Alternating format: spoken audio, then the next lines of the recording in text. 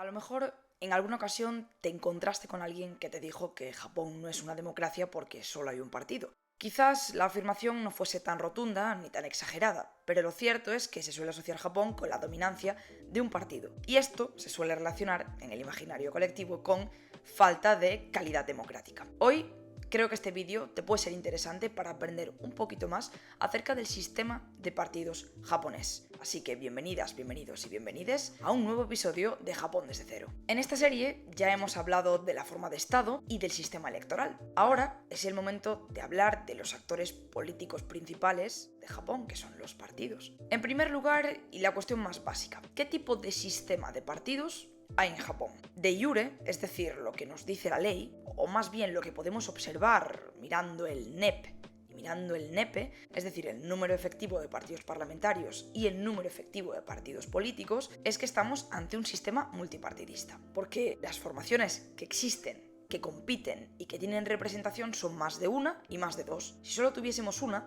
hablaríamos de un sistema de partido único.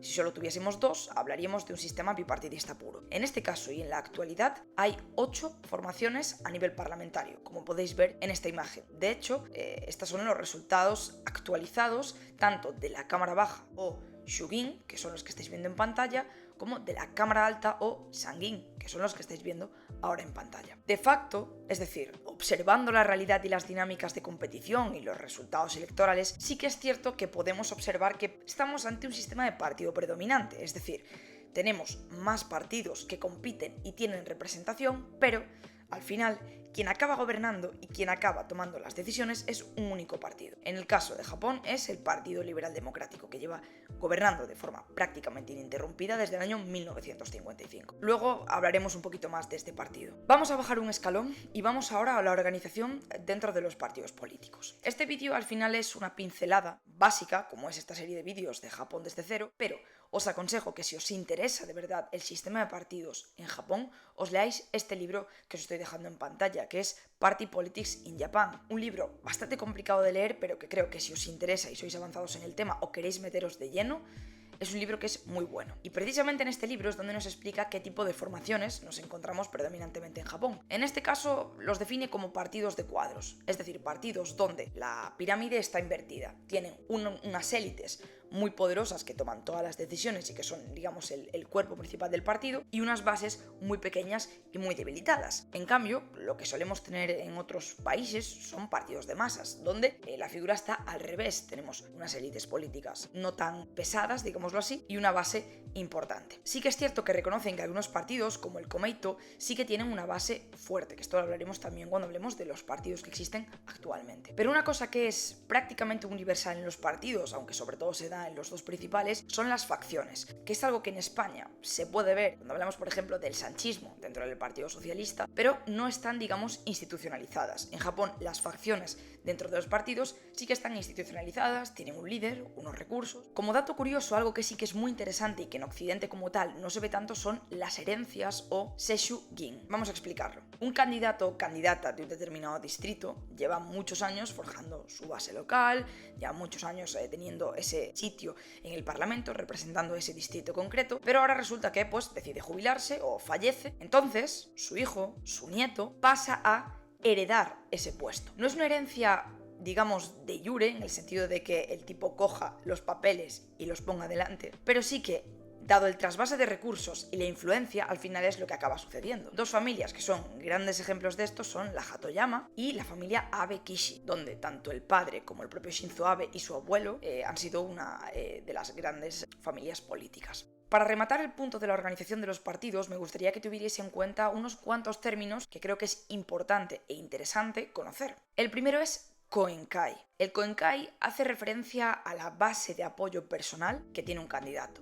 y más bien se suele dar en el ámbito local.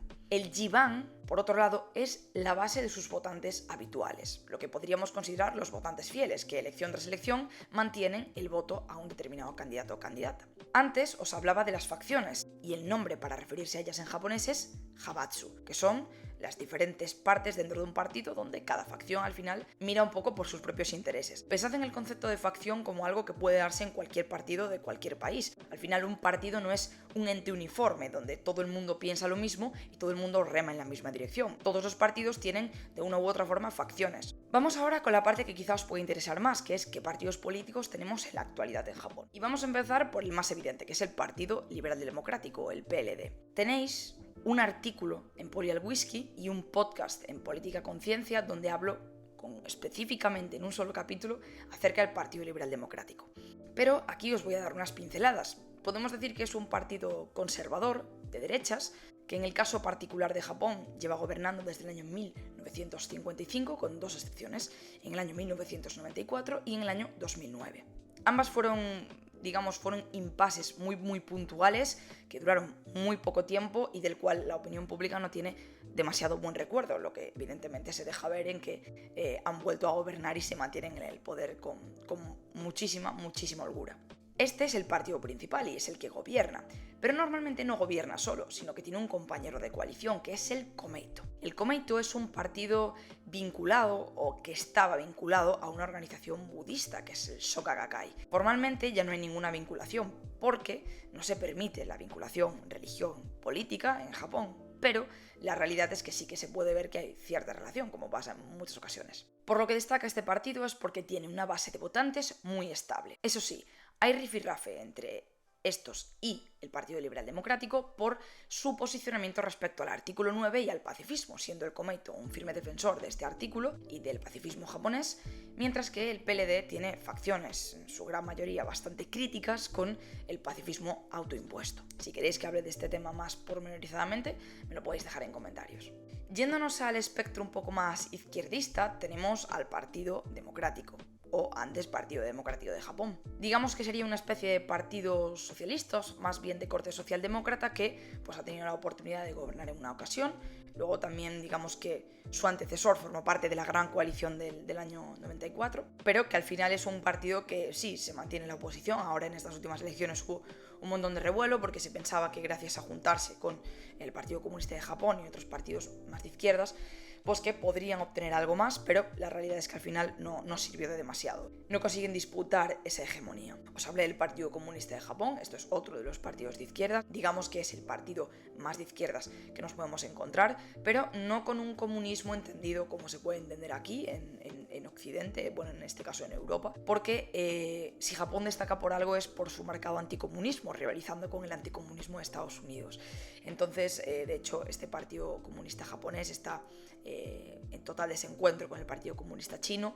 Entonces, bueno, es sin duda una movida, un tema también del que es muy interesante hablar. Y luego otro partido que me gustaría mencionar, de los distintos que hay, es el Isshin no Kai, porque dio una sorpresa en estas últimas elecciones, siendo muy interesante ver que un partido regional, es un partido proveniente de Osaka, con unas políticas muy orientadas a Osaka, pues es increíble cómo ha conseguido obtener una decente representación en el Parlamento a nivel nacional. Y esto es muy curioso porque en Osaka superó incluso al Partido Liberal Democrático, si no me falla la memoria. Entonces, creo que con esta información que os acabo de dar os hacéis una idea general de cómo está ahora mismo tanto el sistema de partidos políticos japonés como su organización, como un poquito la composición actual de las dos cámaras. Lo dicho, tenéis libros como el que os mencioné antes, también tenéis The State and Politics in Japan, son libros que, ya os digo, no es lo que yo comenzaría haciendo como principiante. También tenéis el Oxford Handbook of Japanese Politics, son libros un poquito más, digamos, densos, pero bueno, cualquier recomendación extra que queráis os la dejo en comentarios y también os dejo las fuentes que bueno, son, ya os digo, estos libros que os acabo de mencionar, pero que sin duda creo que pueden ser muy interesantes. Dicho esto, muchísimas gracias por ver este vídeo de Japón desde cero.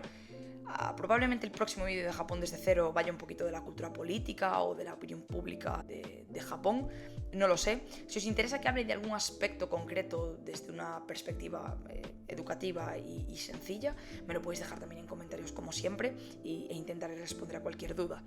Nuevamente repito, estoy más activa por Instagram y por Telegram, que tenéis los enlaces en la descripción. Y nada más. Soy Ariana, soy politóloga y esto es Política Conciencia. Hoy, Japón desde cero. Kanpai.